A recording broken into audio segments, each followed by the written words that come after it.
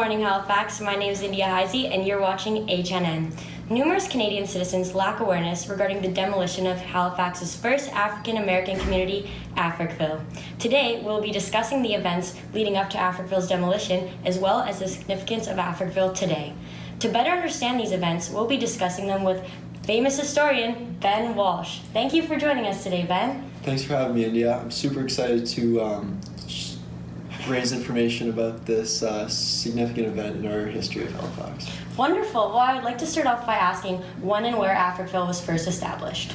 Africville was first established in the 1840s as a neighborhood in Halifax, and it was meant to separate the predominantly white people from the African Americans, and it shows this great context of the 19th and 20th century. How many people lived in Africville? Did they enjoy it? So there's around 400 people that lived there, and it was made up of 70 families. They did enjoy it, but to the city it was considered a slum. So, you mentioned that there were bad living conditions. Could you elaborate on that? Yeah, so in Africville they had no running water, no sewage system, no paved roads, and no streetlights even, and all they pretty much had was a dump, and for that reason is why the city considered a slum.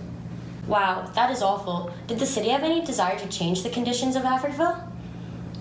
That brings me to my next point, actually. So Africville was viewed as embarrassment to the city, and for this reason it was incorporated in the urban renewal plan that they created by Gordon Stevenson, and the plan for that was to remove the residents and make it like a nice park and for a public park for Halifax people. What did the residents of Africville think about this? Did they have any say? They didn't actually have any say, but they were pretty strongly convinced that this was a bad idea. They really liked living in Africville because they felt like a sense of community and there's no discrimination there. So for them it was tough moving out, and they didn't end up having, they voiced their opinion, but it wasn't considered by city council. So the city of Halifax just demolished the community. Were there any other factors? Yeah, pretty much. They just demolished the community. Wow, that's terrible. How many people had to be relocated, and how did they relocate the families?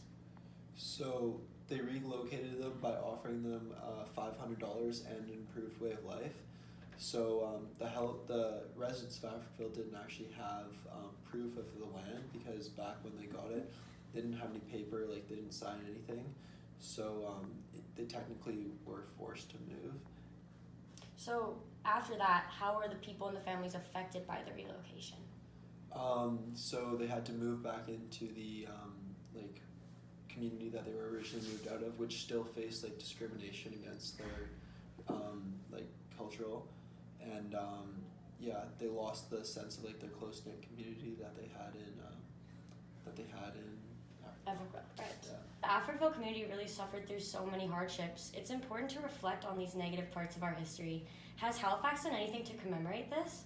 Yeah, so there's been tons of artistic tributes, and probably the most important one is the permanent exhibit that is in the Nova Scotia Black Cultural Centre in Preston, Nova Scotia, and there's also a description of the Africville community near the Seaview Baptist Church in Halifax.